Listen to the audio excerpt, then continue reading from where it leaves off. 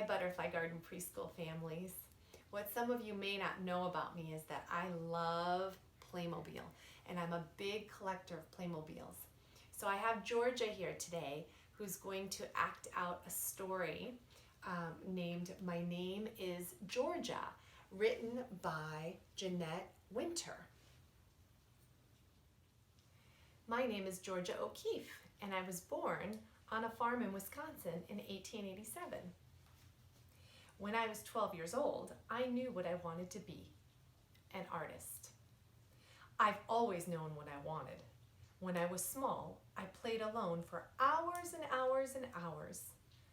I was satisfied to be all by myself. I did things other people don't do. When my sisters wore sashes, I didn't. When my sisters wore stockings, I wore none. And when my sisters wore braids, I let my black hair fly. I rode to town every Saturday to copy pictures from the stack in the art teacher's cupboard. At home, I looked out my window and drew pictures of what I saw. Maybe I could make something beautiful. At school in Chicago, I drew from statues in the museum. At school in New York, I painted one still life painting a day, every day. At school, I painted my teacher's ideas.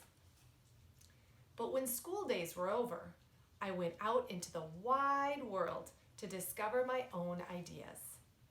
I went to the Texas plains, the wild west of my childhood books.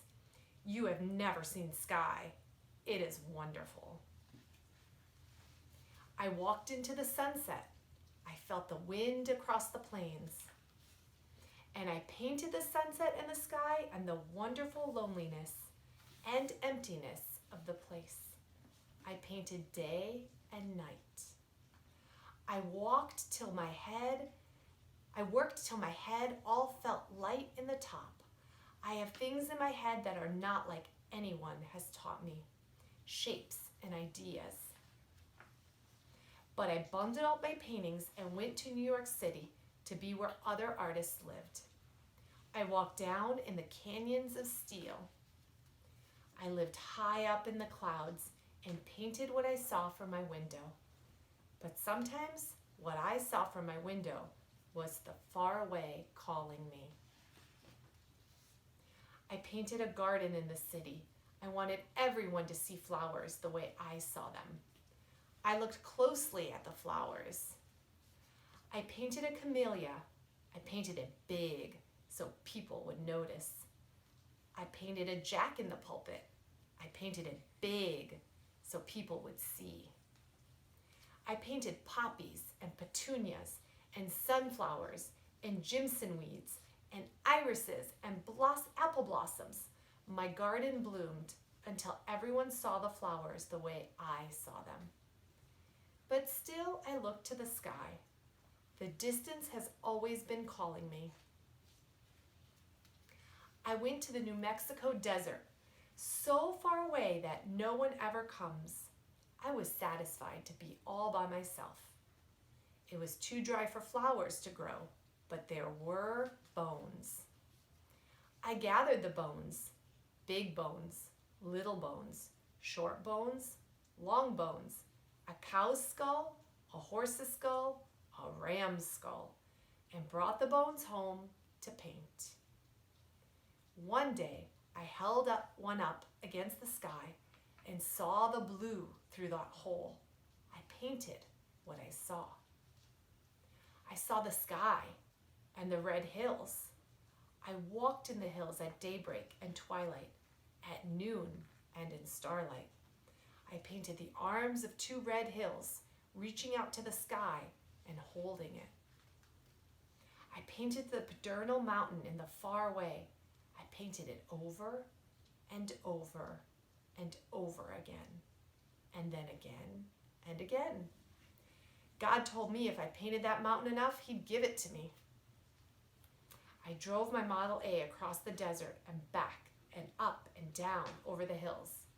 I painted in my studio on wheels until the afternoon bees chased me home.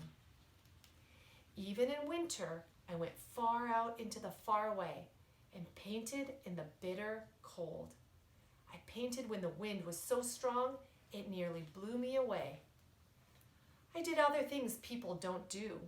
I climbed my ladder to the night sky to wait for the sun. I slept under the stars to see the morning sky when I woke. I stayed in the desert.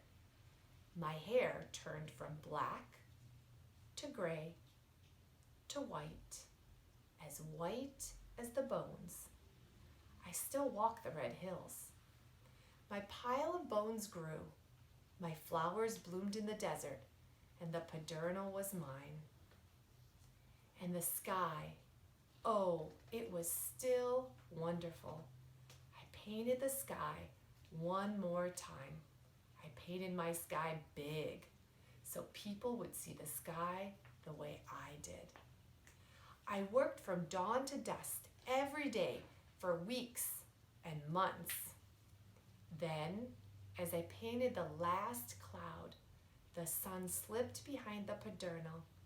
I laid my brushes down. Kiss the sky for me. I lived to be 98 years old. In museums all across the land, people see my flowers, deserts, hills, cities, and skies the way I did.